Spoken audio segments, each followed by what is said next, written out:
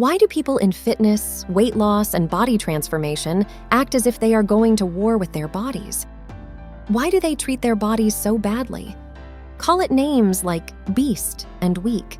Treat it like they wouldn't treat someone they like, appreciate, value, and respect.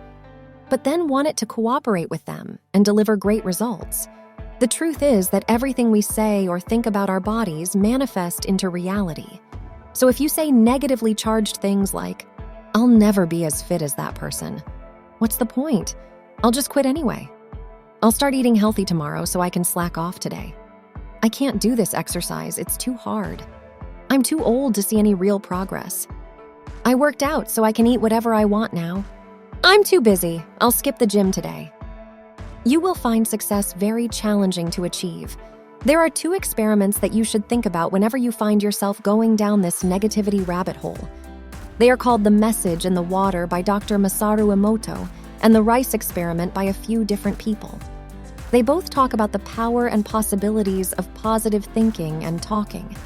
And because we are all made up of 70% water, it is not unreasonable to believe that our bodies are listening and absorbing everything we think, say, or do.